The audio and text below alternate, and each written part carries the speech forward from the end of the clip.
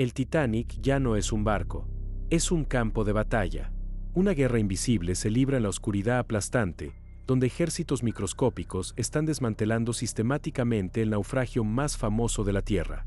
Y mientras observamos en tiempo real, secciones enteras de la historia se están derrumbando, sellando sus secretos para siempre. Este es el descenso final, una carrera contra una cuenta regresiva irreversible para presenciar los últimos momentos de un gigante. Ahora, mientras cubiertas enteras se comban y desaparecen, este colapso está descubriendo nuevas y aterradoras cavidades, y dentro de ellas, la primera evidencia directa de una falla final y catastrófica que ha estado oculta durante más de un siglo. Ya no somos solo observadores de la decadencia, sino testigos de un violento nacimiento geológico, donde la implosión del barco mismo está creando una tumba que encerrará su último y más grande secreto. El mundo no termina con un estruendo, sino con un azul que se intensifica y se rinde al negro absoluto. Dentro de una esfera de titanio y luz, un descenso de más de 2 horas se hunde en una columna de agua que se extiende kilómetros hacia el abismo. El último destello de sol se desvanece en minutos, reemplazado por una oscuridad tan densa y completa que parece tener peso físico, presionando por todos lados. Aquí, en un reino que pocos humanos han experimentado, el silencio solo se rompe por el pulso artificial de los sistemas de navegación y el sonido de la propia respiración, un ritmo minúsculo frente al vacío. La presión exterior es de aproximadamente 400 atmósferas, el equivalente a un elefante parado en cada centímetro cuadrado del cuerpo, un recordatorio constante y aplastante de que este es un lugar donde la naturaleza no permite errores. Entonces, desde el breu eterno, los potentes focos rasgan un agujero en la nada. A 3.800 metros, lo primero que se ve no son restos dispersos, sino una repentina pared vertical de acero oxidado que se eleva como una montaña de hierro desde el lecho marino. Es la proa del Titanic. La impresión es de escala y de una conservación inquietante. No se trata de un campo de restos irreconocibles, sino de una estructura coherente e inmensa que corta el sedimento con una triste elegancia. Su silueta, cubierta por espesos mantos de óxido y extrañas formaciones biológicas, conserva las líneas dignas que una vez la hicieron el orgullo de una era. Emerge no como simple chatarra, sino como un centinela del abismo, un guardián espectral que mantiene su forma contra la implacable profundidad con una dignidad aterradora. Una inspección más cercana revela los remaches clavados por trabajadores de Belfast hace más de un siglo, aún aferrados a las planchas. Las vitas de amarre permanecen donde se aseguraron las cuerdas por última vez en Southampton. Las monumentales anclas descansan, para nunca ser izadas de nuevo. Las aberturas vacías de las ventanas de las suites de primera clase, que una vez brillaron con luz eléctrica, ahora miran al vacío con una expresión de eterna conmoción. El barco exuda una paradójica sensación de permanencia, una carcasa en un estado de hibernación profunda que se niega a rendirse por completo al olvido. Esto no es un mito cinematográfico, sino una presencia física, casi consciente, que ocupa la oscuridad silenciosa. Sin embargo, la verdadera naturaleza del misterio comienza a revelarse solo cuando uno se atreve a mirar más allá de este imponente exterior, hacia las fisuras y ventanas rotas que conducen al corazón del silencio.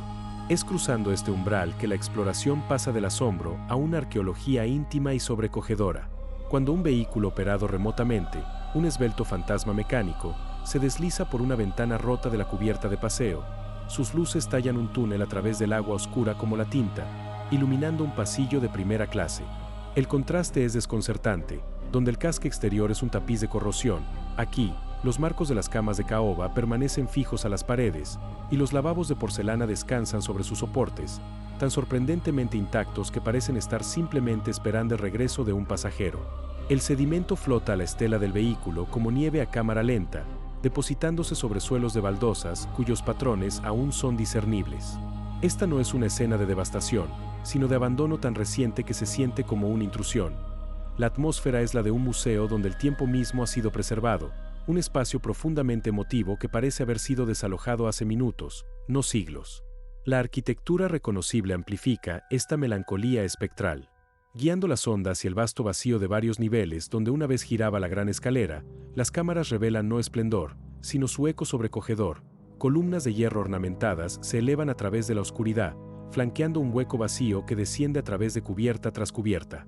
Las puertas cerradas de las cabinas se mantienen como secretos sellados, mientras que otras cuelgan abiertas, ofreciendo una mirada a una privacidad interrumpida para siempre. En los rincones, Las baldosas del suelo y las rejillas de ventilación conservan sus colores originales, protegidos del efecto blanqueador del sol. Esta es una arquitectura de la ausencia, una distribución tan familiar que permite a la mente proyectar la risa, los pasos, la vida que una vez animó estos pasillos. Recorrer estos corredores virtualmente es atravesar un portal, donde el silencio se llena solo con los ecos imaginados de una era que terminó a mitad del aliento. Sin embargo, esta ilusión hipnótica de tiempo congelado descansa sobre una base de profunda fragilidad.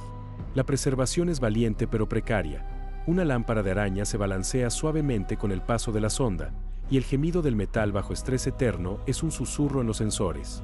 Estos espacios parecen como si estuvieran esperando, pero es una espera que nunca terminará, sostenida por un delicado equilibrio que desafía la lógica de las profundidades.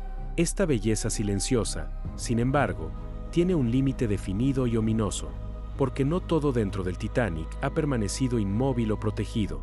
A medida que nos aventuramos más profundamente en su corazón, la quietud melancólica comienza a dar paso a algo mucho más agresivo y perturbador, un proceso oculto que está consumiendo al transatlántico desde adentro hacia afuera. Esta quietud melancólica, sin embargo, es solo la tensión superficial de una realidad mucho más frenética e implacable, pues el Titanic ya no está simplemente reposando, está siendo devorado sistemáticamente. El principal agente de este festín silencioso es Alomonas titanicae, una especie de bacteria comedora de hierro descubierta en el propio óxido del naufragio, un extremófilo que prospera en la oscuridad aplastante donde casi cualquier otra vida perecería. Su manifestación visible son las rustículas, esas formaciones parecidas a carámbanos que cubren las vigas y los marcos de las ventanas, que no son depósitos minerales inertes, sino estructuras porosas y frágiles repletas de vida microbiana. Estas rustículas funcionan como microecosistemas voraces, extrayendo lentamente hierro del acero y transformando los huesos sólidos y diseñados del barco en una sustancia que se desmorona ante la más mínima perturbación. Esta digestión biológica implacable redefine el naufragio de un monumento estático a un banquete dinámico y vivo, introduciendo una tensión constante y cronometrada para los investigadores que comprenden que cada expedición podría ser la última vez que ciertos corredores o camarotes se vean intactos antes de ser consumidos desde dentro. Esta implacable digestión biológica ahora se manifiesta en el desgarrador colapso de espacios icónicos, transformando la decadencia abstracta en una pérdida histórica tangible. La cubierta de botes, ese escenario de esperanza frenética donde los pasajeros lucharon por los botes salvavidas, sufre un colapso acelerado, su integridad fallando bajo el festín invisible. El techo del comedor de primera clase ya ha cedido en varios lugares, el gran y ornamentado cielo de esa opulenta sala ahora abierto al abismo aplastante e indiferente. Los aposentos del capitán Smith han desaparecido casi por completo, tragados por esta voracidad bacteriana, mientras que más adentro del casco, un efecto dominó de fatiga estructural se apodera, cubiertas enteras, debilitadas hasta convertirse en polvo, se amontonan unas sobre otras, aplastando bajo cientos de toneladas de sedimento sepultante y restos retorcidos cualquier artefacto o recuerdo que quede debajo. Esta desintegración creciente convierte el interior en un laberinto inestable de metal debilitado, un peligro constante y profundo para la exploración robótica, y enmarca todo el esfuerzo como una cuenta regresiva desesperada. Estamos presenciando la lenta e innegable muerte de un gigante, el Titanic disolviéndose de vuelta en el lecho marino, destinado a dejar atrás solo una tenue nube de partículas metálicas como su firma final. Sin embargo, toda esta destrucción visible, las cubiertas desmoronándose, los salones colapsando, es apenas la punta del iceberg, pues el verdadero alma de esta historia reside no en el hierro que se disuelve, sino en lo que estos mismos procesos de destrucción están comenzando a revelar o en ocultarnos para siempre. Y así, en el corazón mismo de este caos de óxido y colapso, surge una paradoja tan profunda que redefine el significado de la resistencia. Mientras las poderosas vigas de acero se convierten en polvo, los objetos pequeños, delicados y profundamente íntimos permanecen, esparcidos como momentos que nunca terminaron, capturados en una especie de ámbar submarino. Las luces de los sumergibles revelan pilas de platos de porcelana, todavía ordenadamente apilados en el lecho marino o dentro de las estanterías de la despensa, tan intactos que si no fuera por el fino sedimento que los cubre, podrían estar puestos para una cena que nunca tendrá lugar. Las lámparas de cristal cuelgan, fantasmalmente desafiantes, de los techos de los comedores colapsados, su vidrio químicamente inerte al mordisco de la sal. Pero los testigos más sobrecogedores son los personales, los zapatos de cuero, cuyo tratamiento con ácido tánico repele a los microorganismos que devoraron los cuerpos que una vez albergaron, descansan en pares solemnes en el fondo del océano, cada par un punto preciso en un mapa que marca donde una persona se detuvo por última vez. Los cepillos yacen en los tocadores, las botellas de vino con corcho conservan su añejo centenario, y los papeles sellados dentro de maletas de cuero susurran planes abruptamente cancelados, fragmentos de rutinas interrumpidas que transforman el pecio de una carcasa vacía en un repositorio de recuerdos que el tiempo no pudo borrar. Contemplar estos artefactos es forjar una conexión directa, humana, con 1912, es percibir al Titanic no como una tumba de metal, sino como un lugar rebosante de la esencia de una época que terminó de forma traumática, donde cada peine preservado y cada ventana intacta parecen estar esperando, exactamente donde fueron dejados hace 114 años, a un dueño que nunca regresará a reclamarlos. Sin embargo, a pesar de toda la tecnología avanzada de los modernos sumergibles y las ondas robóticas de alta resolución que han escudriñado el pecio durante décadas, la suma de nuestra visión sigue siendo una mera fracción de lo que el Titanic realmente guarda dentro de su corazón sepultado. La sección de popa, que sufrió un descenso catastrófico y en espiral, es ahora un laberinto impenetrable de metal retorcido y compactado, un campo de escombros caótico tan denso e inestable que ningún vehículo operado remotamente podría esperar navegar por sus cubiertas colapsadas y sus corredores implosionados. Incluso la proa relativamente intacta, las bodegas de carga inferiores, donde se cree que se encuentran tesoros como el automóvil Renault, obras de arte valiosas y cofres sellados con joyas aristocráticas, están permanentemente selladas por la física del hundimiento, sus escotillas de acceso bloqueadas por miles de toneladas de sedimento y el peso colapsado de la superestructura superior. El peligro de explorar estas zonas es absoluto. El más leve roce contra una viga debilitada por bacterias podría desencadenar un colapso en cadena, enterrando para siempre cualquier secreto. Esta profunda inaccesibilidad transforma el pecio en un santuario de misterios protegido por la propia inmensidad del Atlántico, creando un aura de especulación insoportable, pues aunque podemos estudiar los planos, la realidad allí abajo es que el metal se dobla y se fusiona de formas imprevisibles. Quizás sea precisamente este aislamiento, esta existencia de corredores oscuros nunca filmados y puertas que no pueden abrirse, lo que sostiene la fascinación perdurable del Titanic, asegurando que siga siendo, por encima de todo, una historia sin terminar. Y así, después de 114 años, lo que verdaderamente existe dentro del Titanic hoy no es ni una colección de metal retorcido ni un mero repositorio de artefactos, sino una síntesis compleja entre la gloria del pasado y la fuerza absoluta y devoradora de la naturaleza, una entidad que ya no puede llamarse barco, sino un ecosistema vivo, un monumento a la ausencia y un repositorio de historias que se niegan a ser silenciadas por la presión de un océano. Es un lugar de profunda contradicción, mientras sus estructuras más pesadas y sólidas, las calderas, el casco, se disuelven en rustículos y polvo, los elementos más ligeros y abstractos, la añoranza, el dolor, la leyenda, parecen solidificarse con cada expedición. La verdad técnica desafía la sensación de soledad. El pecio está ahora más lleno que durante muchos momentos de su breve vida en la superficie, rebosante de vida biológica alienígena donde los peces abisales se deslizan como fantasmas por los salones de baile y las colonias bacterianas reescriben incansablemente la arquitectura del acero. Y sin embargo su presencia más palpable es el peso emocional de todo lo que nunca se terminó, las conversaciones truncadas a media frase, los planes para una nueva vida en América que nunca salieron de la bodega, los últimos abrazos dados en las cubiertas inclinadas. Esta sobrecogedora fusión de historia y vacío es lo que hace del sitio algo tan magnéticamente difícil de procesar, transformándolo en un espejo de la fragilidad humana, donde la ostentación de la Edad Dorada fue humillada por el hielo y el abismo, y sin embargo la dignidad de las historias individuales permanece protegida por la oscuridad perpetua. El Titanic se ha convertido en una lección silenciosa sobre la permanencia misma, demostrando que algunos momentos son demasiado vastos para terminar realmente. No es una tumba de metal, sino un instante suspendido que continúa llenándose con cada nuevo y sobrecogedor descubrimiento que hacemos. La lección silenciosa de humildad que emana del pecio comienza con esta verdad cruda y sobria. El Titanic, en su forma original y reluciente, fue la expresión máxima de la confianza desafiante de una época, un manifiesto físico que declaraba que la humanidad había, mediante pura voluntad de ingeniería y escala opulenta, dominado el mundo natural.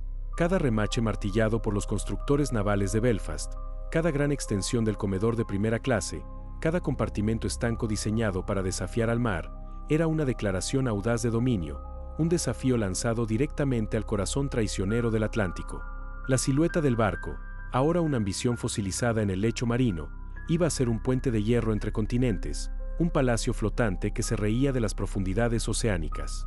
Sin embargo, en un giro de profunda ironía, esas mismas características diseñadas para la conquista, el inmenso casco destinado a hendir las olas, las planchas de acero destinadas a repeler el mar, son ahora las características que lentamente, inexorablemente, sucumben a él, transformando al buque de un símbolo de tránsito en un prisionero permanente del abismo.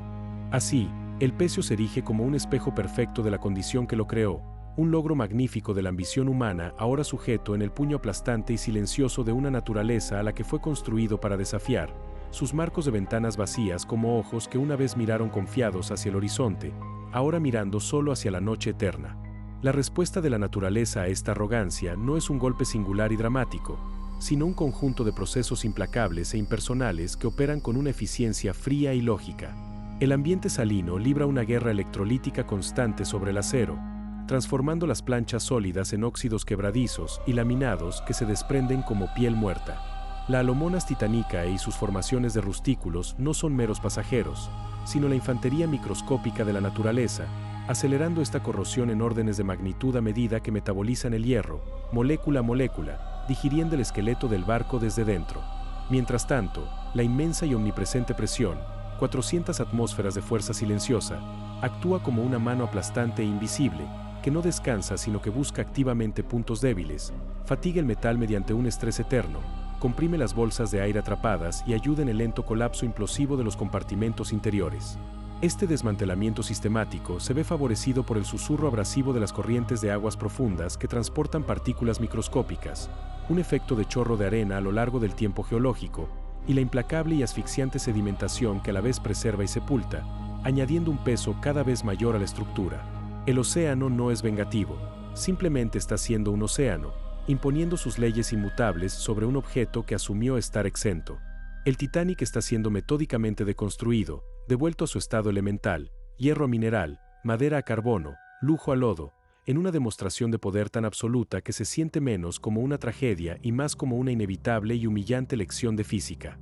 Al presenciar esta inexorable reclamación, no nos queda ira hacia el mar, sino una pregunta profunda sobre nuestro propio lugar dentro de su lógica. La respuesta a esa pregunta surge en los silenciosos cuartos de control de los buques de expedición, donde científicos y observadores miran transmisiones en vivo desde el abismo, sus rostros iluminados por el resplandor de los monitores que muestran rustículos desprendiéndose o una sección de cubierta hundiéndose a otro grado imperceptible. Su reacción no es de frío desapego científico, sino una mezcla humana compleja de asombro y melancolía, una profunda sensación de pequeñez frente al tiempo geológico, junto con una extraña y reverente apreciación por la sombría belleza del proceso mismo, el ballet a cámara lenta de la disolución de un gigante. En estos momentos silenciosos, mientras documentan lo que se siente como un funeral a cámara lenta, la búsqueda lógica de datos da paso a un duelo más cálido e ilógico por una máquina, transformándolos de meros investigadores en testigos de un veredicto que se ha estado gestando durante más de un siglo. Esto, entonces, es el núcleo de la lección de humildad. No se trata de sentirse derrotado por el poder de la naturaleza, sino de lograr una perspectiva más clara y honesta sobre la escala de nuestros esfuerzos, con el Pecio sirviendo como una parábola física y permanente sobre los límites del control, una sala de audiencias donde el tiempo mismo es el juez y la transmisión en vivo es una ventana a su deliberación eterna. Observar es escuchar al océano susurrar un secreto sobre la eternidad, y entender que esta humildad ganada con esfuerzo no conduce a la desesperación, sino a una forma de cuidado más profunda y urgente, llevándonos de vuelta al Pecio no como conquistadores, sino como custodios de un recuerdo que está siendo transformado por las mismas fuerzas que ahora, por fin, comprendemos. Y así, armados con esta nueva humildad, la misión de cada expedición posterior cambia de la conquista a una forma sagrada y urgente de custodias, manifestándose en el trabajo meticuloso y reverente de documentación. En los silenciosos centros de mando, el enfoque se reduce no a la exploración por el descubrimiento, sino a la preservación para la posteridad.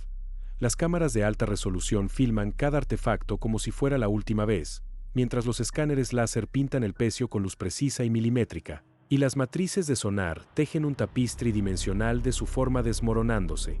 Esto ya no es una fría recolección de datos, sino una vigilia digital, un acto de dar testimonio con una fidelidad sin precedentes, nacido de la comprensión de que, dado que no podemos detener la reclamación del océano, debemos comprometernos a recordarlo con perfecta claridad.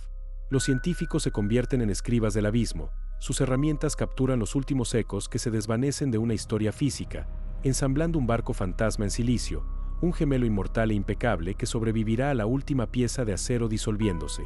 Mientras el modelo 3D se materializa en sus pantallas, un retrato milimétrico de un gigante moribundo, compiten contra los mismos procesos que ahora comprenden, transformando el testimonio pasivo en una tutela activa de la memoria, obligados a preguntar, cuando caiga el último rustículo, ¿qué quedará, el recuerdo o simplemente el mapa? El gemelo digital ahora existe, un barco fantasma prístino y navegable que reside en el frío zumbido de las granjas de servidores, un modelo perfecto, libre de óxido, congelado en un eterno 1912, sus cubiertas para siempre secas y sus luces perpetuamente encendidas. Esta copia inmortal, sin embargo, proyecta una sombra larga e inquietante cuando se justapone con la transmisión en vivo desde el abismo, donde una sección de la cubierta de botes se desmorona en tiempo real, disolviéndose en una nube a cámara lenta de partículas de hierro. Este contraste engendra una ansiedad profunda. Este impecable sustituto digital, en su perfección estéril y accesibilidad infinita, corre el riesgo de sanear la tragedia, transformando un sitio sagrado de memoria en una atracción de parque temático histórico, una curiosidad despojada de su peso aplastante y su atmósfera melancólica. Imaginen a un estudiante del futuro, deslizándose sin esfuerzo por la gran escalera virtual. Pueden inspeccionar cada detalle ornamental, pero no pueden sentir el silencio profundo, el frío existencial o la presencia inquietante del abismo. Los datos están preservados, pero la presencia se pierde en la traducción. El legado verdadero y duradero del Titanic, por lo tanto, puede residir no en la cáscara física del barco ni en su fantasma digital impecable, sino en las historias humanas crudas de arrogancia y fragilidad que evoca, con el modelo digital sirviendo como un recipiente poderoso pero hueco, un barco en una botella hecho de luz, mientras la transmisión en vivo de la descomposición actúa como un monitor de latidos para la historia, mostrando los pulsos finales y que se desvanecen del pecio físico. Esta realización nos lleva a una encrucijada leccionadora. Poseemos el registro más completo jamás hecho, pero estamos al borde de perder precisamente aquello que le da significado a ese registro, impulsándonos hacia una despedida física final. El momento llega no con una sirena de advertencia, sino con un gruñido bajo y gutural que vibra a través de los hidrófonos, el sonido del metal bajo estrés terminal y definitivo. En el monitor principal, el ROV Acheron ha estado manteniendo su posición, sus luces bañando la cofa del mástil de proa, una silueta icónica que ha definido el perfil del pecio para todo explorador desde Bayard. Luego, con una inevitabilidad lenta y casi elegante, toda la estructura comienza a inclinarse, un árbol gigante cayendo en un bosque sin luz. Hay un silencio colectivo y contenido en la sala de control cuando la cofa se desprende, girando en un descenso silencioso y balletístico, arrastrando cables y una cascada de rustículos en una avalancha a cámara lenta hacia el lecho marino. Impacta con un golpe sordo escuchado a través de los sensores, levantando una nube ondulante, ocre, de sedimento y partículas de hierro que se expande como un sudario funerario, tragándose las luces y sumiendo la transmisión en una oscuridad impenetrable y a remelinada. Los jadeos de sorpresa dan paso a llamadas frenéticas para retirar al Acheron, pero la imagen ya está perdida, el hito histórico borrado en cuestión de segundos, marcando no una predicción de descomposición, sino su ejecución violenta y presenciada, un punto de no retorno literal cruzado en tiempo real. Y mientras el sedimento comienza lentamente a sentarse, las luces atraviesan de nuevo la bruma para revelar la silueta alterada contra el negro eterno, donde la cofa había estado de centinela durante 114 años, ahora solo había agua vacía, y una cicatriz cruda y dentada de metal retorcido apuntando acusadoramente hacia el abismo. En la sala de control, el silencio aturdido se quebró en un torbellino de actividad urgente y de voces bajas mientras los ingenios examinaban la telemetría del Acheron, cuyos sensores de sonar y de estrés estructural habían capturado la violenta huella del colapso. En sus pantallas, los esquemas nítidos y codificados por colores de la sección de proa del pecio ahora mostraban zonas rojas furiosas, nuevos campos de escombros dispersos como metralla, y, más ominosamente, advertencias ámbar en cascada parpadeando alrededor del sitio de la brecha donde el mástil se había arrancado, indicando que la falla no había sido aislada. Los datos hablaban un lenguaje técnico y sombrío de redistribución de carga y potencial de falla en cascada, confirmando que las vigas de soporte adyacentes y las planchas de cubierta, súbitamente privadas de su ancla, ahora estaban críticamente comprometidas, transformando un monumento una vez estable en una zona de colapso activa con un perímetro de exclusión inmediato trazado en líneas digitales, frías a través de sus mapas de misión. El ánimo cambió de la conmoción a un temor profesional y pesado, una sensación palpable de una puerta cerrándose de golpe al darse cuenta de que las exploraciones planeadas, una escotilla de carga cercana, un grupo de camarotes que habían esperado inspeccionar más adelante la expedición, ahora eran irrevocablemente prohibidas, demasiado peligrosas para acercarse, obligándoles a reescribir el plan de misión en tiempo real no por elección humana, sino por el decreto volátil del propio Pecio. Este momento cristalizó el punto de no retorno como una realidad operativa brutal, confirmando que la tasa de descomposición había entrado en una nueva fase impredecible donde las expediciones futuras serían ejercicios de evaluación remota de riesgos, capturando cada vez menos datos de un laberinto cada vez más traicionero. Una carrera contra una cuenta regresiva que acababa de acelerarse más allá de todos los modelos anteriores. Y así, en el silencioso después del análisis de riesgos, los historiadores se reunieron, superponiendo los nuevos mapas de peligro sombreados en rojo sobre los frágiles planos centenarios, sus dedos trazando las líneas de corredores y compartimentos que ahora, definitivamente, habían sido tachados de la existencia. El colapso del mástil de proa no había creado meramente un campo de escombros, había sellado una tumba, bloqueando permanentemente el conducto de acceso principal a la bodega de carga número 2, la bodega donde se creía que descansaba el Renault tipo CB Coupé de Ville, un símbolo de la novedad de la Edad Dorada, su elegante forma ahora un fantasma para siempre encerrado en una cámara acorazada de acero. Justo a popa, los escombros habían caído en cascada y sellado el corredor que conducía a las suites B-52 y B-54, cuyas puertas, según anteriores ecos del sonar, habían permanecido obstinadamente cerradas, preservando potencialmente en su interior el equipaje intacto, las camas sin hacer, el último y privado sosiego de sus ocupantes. Este era el verdadero costo del gemido escuchado a través de los hidrófonos. Era el sonido de la historia editándose a sí misma, de preguntas específicas y tentadoras, sobre un coche, sobre una maleta, sobre una puerta cerrada, siendo respondidas no con descubrimiento, sino con un silencio final e irrevocable, transformando la misión de una de exploración en un elogio para las historias que el naufragio había elegido, por fin, guardar. En la sala de control, un nuevo tipo de energía reemplazó al dolor aturdido, una serena y solemne determinación nacida de la misma pérdida que acababan de presenciar. El líder de la expedición, sintetizando los destellantes mapas de peligros de los ingenieros con la silenciosa desesperación de los historiadores por los compartimentos sellados, convocó una reunión breve e intensa, sus voces bajas sobre el zumbido de los servidores. El tiempo de inmersión restante no se emplearía en las ahora imposibles exploraciones planificadas. En su lugar, ejecutarían un reconocimiento final específico y urgente, una misión de conmemoración para las estructuras ahora identificadas como las siguientes más vulnerables. Las pantallas parpadearon mientras una lista priorizada se materializaba. Objetivo Alfa, el mástil de popa restante, su base un encaje de rustículos. Objetivo Beta, la junta de expansión de babor, con fracturas por fatiga extendiéndose como telarañas por sus placas. Objetivo Gamma, la tambaleante pared del salón de primera clase, donde los paneles ornamentados se aferraban a un esqueleto de hierro corroído. El Acheron fue redirigido, sus potentes luces y escáneres láser activados a su máxima potencia, transformándose de un explorador en un fotógrafo del abismo, su propósito aclarado como un deber sagrado. Si no podían salvar los secretos, al menos darían testimonio impecable e hiperdetallado del momento de su desaparición, canalizando su dolor hacia la creación de retratos finales y perfectos antes de que la propia narrativa del naufragio los reclamara para siempre. El Acheron mantuvo su posición, un centinela de luz en la negrura, mientras su completa batería de sensores se dedicaba a una circunnavegación lenta y reverente del mástil de popa, el objetivo Alfa.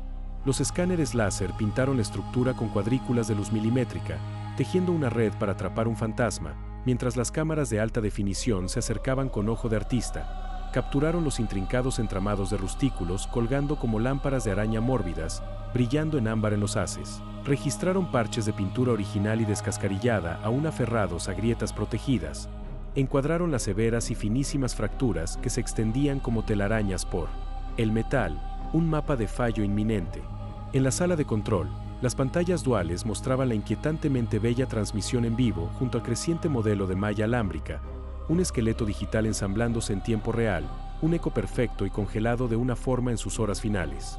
Esto no era mera recolección de datos, sino un acto de observación intensa y meditativa, un ritual de despedida que transformaba el mástil en colapso de una parte del barco en un monumento transitorio al tiempo mismo, un tótem oxidado erguido en una catedral de agua negra, honrado en su disolución por el silencioso y concentrado testimonio de aquellos que no podían hacer otra cosa más que recordar. En la sala de control, Un suave murmullo de reconocimiento por el escaneo completado del mástil fue instantáneamente eclipsado por la voz de la coordinadora de la misión, calmada y concentrada, dirigiendo a los pilotos, datos archivados y verificados. Avanzando al objetivo beta, la junta de expansión de babor. El tiempo es crítico.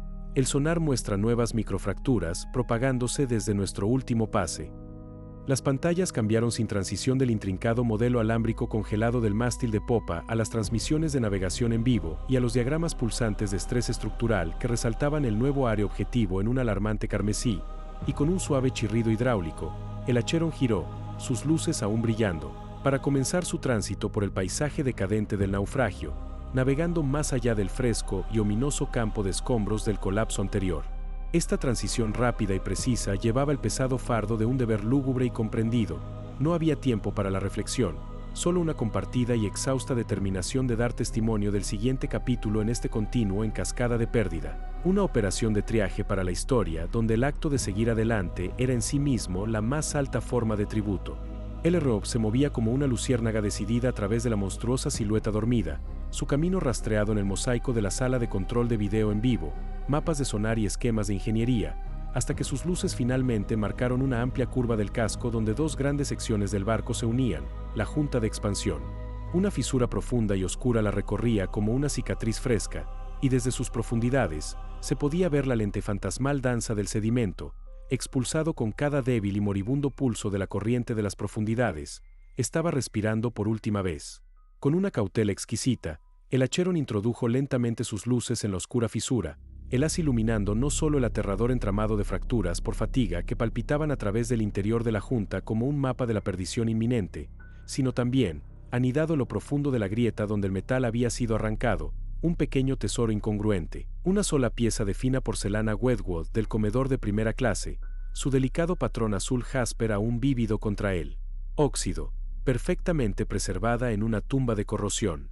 El escáner láser del ROV zumbó, mapeando las líneas de fractura que se ensanchaban activamente y se extendían como telarañas alrededor del artefacto, mientras una cámara de alta resolución hacía zoom, capturando el plato mientras brillaba como un pequeño zafiro enterrado en el acantilado de óxido, un fragmento de vida opulenta, milagrosamente salvado, ahora aguardando la aniquilación final cuando la junta fallara inevitablemente.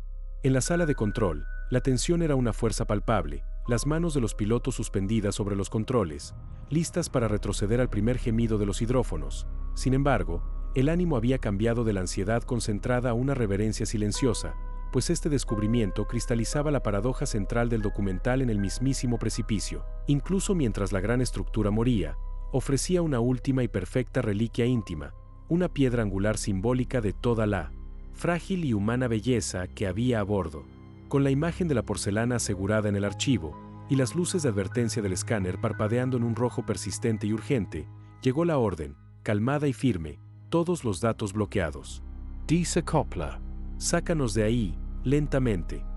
Los pilotos obedecieron, sus movimientos un estudio en tensión disciplinada, y el Acheron inició su retirada no con una huida aterrada, sino con un lento y deliberado retroceso, sus propulsores susurrando comandos al agua oscura mientras sus cámaras y sensores permanecían fijos en la fisura. La diminuta vajilla blanca y azul aún brillando como una estrella distante dentro de la grieta que se ensanchaba.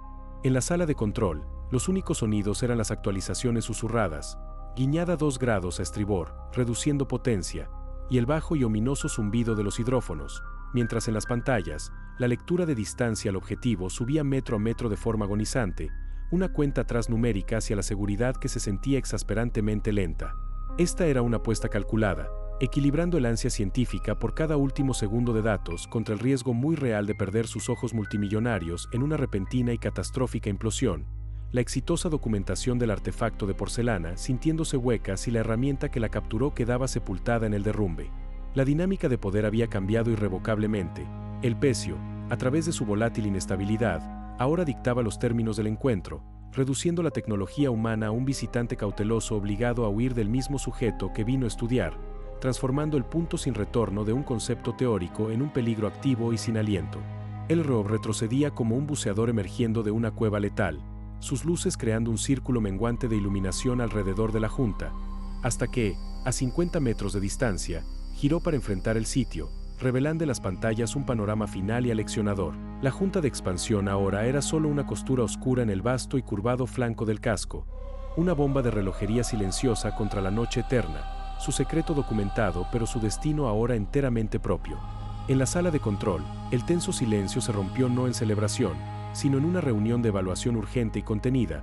La voz de la líder de la misión baja mientras pedía una verificación de estado, integridad del ROV confirmada, el precioso escaneo estructural de la Junta asegurado, la inquietante imagen del artefacto de porcelana archivada. Los ingenieros inmediatamente comenzaron a superponer los nuevos datos sobre el mapa de peligros, sus pantallas floreciendo con zonas carmesí recién agrandadas que gráficamente engullían las rutas planificadas, el camino al campo de escombros de popa, un corredor de camarotes cerca de la cubierta de botes, todo ahora tachado en rojo, considerado demasiado peligroso por la cascada de advertencias estructurales emanadas del colapso del mástil. El contador de tiempo de inmersión restante brillaba de manera prominente, una cuenta atrás despiadada de solo unas pocas horas, mientras los historiadores se sentaban en un silencioso reconocimiento de que el descubrimiento del plato había llegado al costo de perder permanentemente el acceso a otro sector del pecio, un crudo intercambio de oportunidad histórica medido en el frío cálculo del riesgo. El estado de ánimo colectivo era de un sombrío ajuste de cuentas profesional, el punto sin retorno ahora un hecho operativo grabado en alertas ámbar parpadeantes y mapas con líneas rojas, forzando al equipo a enfrentar la priorización definitiva. Con cada minuto llevando un riesgo exponencialmente mayor, la misión tenía que ser redefinida una última vez, cambiando de qué podemos descubrir a cuál es el acto final más significativo y reverente que podemos realizar, sabiendo que podemos estar entre los últimos en presenciar este sitio en algo que se asemeje a su forma actual. Tras un momento de pesado silencio, la voz de la líder atravesó el zumbido de las consolas, sintetizando el sombrío consenso. Hemos tentado a la suerte suficiente por la historia hoy. Nuestro deber final no es arriesgar más, sino recordar lo que queda. Tracemos un curso para una última pasada lenta a lo largo del flanco de estribor. Tomemos el retrato final del barco. El Acheron inició su curso final prescrito, moviéndose a un ritmo fúnebre paralelo al casco de estribor, sus luces ajustadas a un haz amplio y suave que pintaba la total y terrible majestad del pecio en un río de memoria dorada, fluyendo desde la icónica proa, aún cortando con orgullo el sedimento, pasando por las hileras de ojos de buey vacíos como ojos ciegos, y a través de la vasta y manchada extensión de la plancha del casco, un tapiz de rustícolas, sedimento y nieve marina flotante, hasta alcanzar la dentada y oscura herida donde la junta de expansión y los recientes derrumbes habían cicatrizado la silueta, la toma deliberadamente carente de primeros planos o zooms para capturar la totalidad de la ruina como una única y enorme criatura dormida en las profundidades. En la sala de control, el equipo observaba en absoluto silencio, sin más datos que recoger, sin decisiones que tomar, simplemente viendo el Titanic quizás por última vez en sus carreras y aceptándolo exactamente como era, un magnífico centinela moribundo, en un momento de abrumadora gratitud mezclada con dolor, una comunión final que consolidaba la transformación del pecio de un barco en un monumento, de un rompecabezas a una lección. Esta pasada panorámica era la aceptación definitiva del punto sin retorno, una elegía visual que sintetizaba escala, decadencia, dignidad y memoria en una única, continua y abarcadora elegía de hierro y abismo, una pintura viviente de un momento que se negaba a terminar. Cuando el último remache, la última ventana, la última curva de acero se deslizó fuera del encuadre y hacia la oscuridad envolvente, el piloto dio un único y suave comando: luces para ascenso. Iniciar el ascenso. El ascenso fue un viaje a través de una cámara de descompresión para la mente tanto como para el cuerpo. Con el último vislumbre del casco engullido por la oscuridad, el sumergible ascendió a través de una columna de negro absoluto, su interior en silencio salvo por el zumbido del soporte vital y las suaves y rítmicas exhalaciones de sus ocupantes. Despojada del implacable estímulo visual del pecio, a la mente le quedaba procesar la verdadera carga que habían rescatado del abismo, no rustícolas ni artefactos, sino el inmenso peso acumulado de la memoria, los ecos de conversaciones cortadas a media frase, la presión fantasmal de planes para siempre incumplidos. El barco físico se estaba disolviendo en el lecho marino, pero el barco que lanzó, la nave del recuerdo colectivo, el dolor y la fascinación, estaba demostrando ser más navegable que cualquier acero, ascendiendo ahora a través de la oscuridad con ellos, un compañero espectral en el largo regreso a la luz. Esta era la lección grabada no en hierro, sino en ausencia. El Titanic, ese espejo perfecto de la ambición humana, ahora reflejaba una humillante verdad sobre la impermanencia. Sus características más grandiosas, El casco destinado a conquistar el Atlántico, las cubiertas diseñadas para la celebración, eran precisamente los elementos sucumbiendo a la paciente e impersonal lógica del océano. Sin embargo, en la paradójica paradoja atestiguada en la grieta de la Junta de Expansión, la historia encontraba su resolución. Las cosas más sólidas que construimos se convierten en polvo, mientras que los fragmentos más frágiles, un plato de porcelana, un par de zapatos, una historia a medias, se aferran a la existencia con una tenacidad que desafía toda presión. El valor último del pecio no era como una tumba, sino como un santuario para este preciso y doloroso entendimiento, una parábola permanente de que nuestra esencia reside no en monumentos de conquista, sino en los delicados y perdurables hilos de conexión que dejamos atrás. Mientras el sumergible ascendía, un tenue e imposible azul comenzó a filtrarse en los ojos de Buey, un indicio del mundo de arriba imponiéndose lentamente contra la noche eterna. Esta creciente luminiscencia marcaba no solo un retorno a la superficie, sino la culminación de la transformación más profunda del Titanic. Ya no era un barco, ni siquiera un pecio. Se había convertido en una historia, sólida e indestructible, navegando en el infinito mar de la conciencia humana. El metal desaparecería, el último rustícola caería, pero el momento de abril de 1912, con toda su arrogancia, heroísmo y desgarradora fragilidad, era ahora un instante suspendido que nunca terminaría, su lección llevada hacia arriba, para siempre, hacia la luz. Si pudieras, por un momento, romper las leyes de la física y descender a esa cubierta inclinada ahora, en la oscuridad y el silencio absoluto, ¿qué buscarías? ¿Sería un tesoro material, una joya, un cuaderno de bitácora, un pedazo del pasado que pudieras sostener? ¿O sería la oportunidad de sentir, por un segundo, la gravedad de un momento que cambió el mundo para siempre? La respuesta es diferente para cada persona que alguna vez ha escuchado el nombre, pero el simple hecho de que nos hagamos la pregunta es la prueba de que la misión del Titanic aún no está completa. Sigue navegando a través de nuestra imaginación colectiva, desafiando al olvido y demostrando que algunas historias son simplemente demasiado vastas, demasiado humanas, para ser enterradas por el mar. Es por eso que tu presencia aquí, en este momento compartido de recuerdo, importa. Al escuchar, al preguntarte, al llevar esta historia hacia adelante a tu manera, te conviertes en parte del mismo legado que asegura que el Titanic nunca esté verdaderamente solo. Así que, mientras emergemos de este viaje, te invito a dejar tus pensamientos abajo, cuéntanos desde qué parte del mundo nos estás viendo. Porque aunque la última pieza de acero algún día se disolverá, el barco de la memoria sigue navegando, y su travesía depende de que siempre haya alguien que escuche, y alguien, como tú, que lo cuente.